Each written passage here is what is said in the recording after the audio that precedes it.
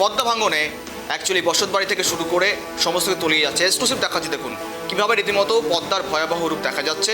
ধসের কবলে ভাঙনে রীতিমতো দালান ভিটে থেকে শুরু করে একযোগে সাজানো গোছানোর সংসার বলা চলে হারিয়ে যাচ্ছে তাদের, অসহায় হয়ে পড়ছে এলাকার বাসীরা। রঘুনাথগঞ্জ 2 নম্বর ব্লকের শেখালিপুর গ্রাম পঞ্চায়েতের রাধাকৃষ্ণপুর গ্রামের ছবি দেখাচ্ছি। আর আপডেট নেব, সঙ্গে রয়েছে সাগর। নতুন করে পদ্মা ভাঙন, রীতিমতো একটা আতঙ্ক, একটা অসহায় পরিস্থিতি তৈরি হয়েছে। রীতিমতো সাজানো গোছানোর সংসার তলিয়ে গিয়েছে পদ্মার বুকে। একদমই দেখো গোলাপ, বুধবার সকাল থেকেই কিন্তু রঘুনাথগঞ্জের 2 নম্বর ব্লকে যে শেখালিপুর গ্রাম পঞ্চায়েত আছে তারই অধীনে রামকৃষ্ণপুর গ্রাম, এবং সেই গ্রামটি একদম পদ্মা নদীর ধারে সেই কারণের জন্য পদ্মায় হঠাৎই জল বাড়ার ফলে সেই গ্রামের কিন্তু অধিকাংশ মাটি এবং বাড়ি ঘর, চাষের জমি সবকিছু কিন্তু আস্তে আস্তে পদ্মার মধ্যে তলিয়ে যাচ্ছে।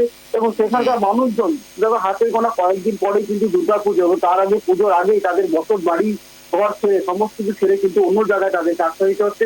বাড়ির যে জানলা দরজা সেসব জিনিসপত্রগুলোকে যাতে ক্ষতি কম হয় তার জন্য কিন্তু তারা সেগুলোকে ছাড়িয়ে নিয়ে অন্য জায়গায় রাখার চেষ্টা করছে। বাড়ির যে জিনিসপত্রগুলো সেগুলো ভ্যানে করে নিয়ে অন্য জায়গায় নিয়ে যাওয়ার চেষ্টা করছে। তবে সরকারের পক্ষ থেকে বারংবার কিন্তু সরকারকে আর্জি জানানোর পরেও কিন্তু তাদের জন্য কোনো স্থায়ী কোনো ব্যবস্থা বা সেই গঙ্গার যাতে ভাঙন না হয় সেই তার জন্য যে পাকা যে পাথর দিয়ে যেটা বাঁধানোর যে পরিকল্পনা যেটা করা হয়েছিল সেটা কিন্তু এখনো পর্যন্ত করা হচ্ছে না, যার ফলে কিন্তু দীর্ঘদিন ধরে গঙ্গার এবং পদ্মার এই ভাঙনের ফলে কিন্তু তাদের বাড়িঘর এবং তাদের কিন্তু সবকিছু কিন্তু ক্ষতি হচ্ছে এবং সম্পূর্ণটা কিন্তু পদ্মার জলের মধ্যে তলিয়ে যাচ্ছে।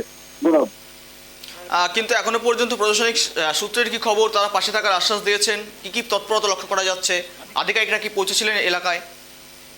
এবং পুজোর আগে এরকম ভাঙনের ফলে কিন্তু তারা একটা চিন্তার মুখে পড়ে গেছে যে পুজোর আগে তাদের সমস্ত তাদের ছেলে মেয়েদেরকে নিয়ে একটা আনন্দে মেতে থাকে। তার আগেই কিন্তু এরকম ভাবে ভাঙনের ফলে তারা সরকারের কাছে তারা আর্জি জানিয়েছে তাদেরকে দ্রুত তাদের জন্য একটি বাসস্থান তাদের ঠিক করা যায় এবং তাদেরকে যেন আর্থিক সাহায্য বা তাদেরকে যেন ত্রাণ দেওয়া হয় সেই ব্যবস্থা কিন্তু যেন আর্জি জানানো হয়েছে। প্রত্যেকের পক্ষ থেকে গ্রামের প্রধান এবং মেম্বাররা সেই জায়গায় কিন্তু গিয়েছিলেন খোঁজ দেওয়ার জন্য এবং সেই সঙ্গে সঙ্গে ওখানকার যে ভিডিও আছেন তিনিও কিন্তু এই এলাকা পরিদর্শন করবেন বলে এখন প্রাথমিক সূত্রে জানতে পারা যাচ্ছে। গৌরব, বেশ, ধন্যবাদ সাগর।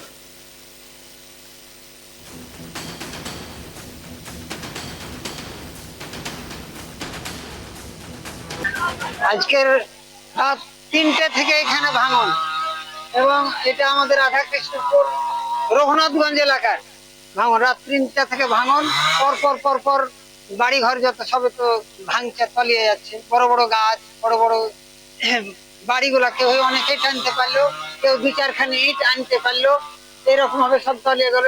ইলেকট্রিকের পোল, বড় বড় নিমের গাছ, বড় বড় বাঁশ ঝাড় সবই তলিয়ে গেল।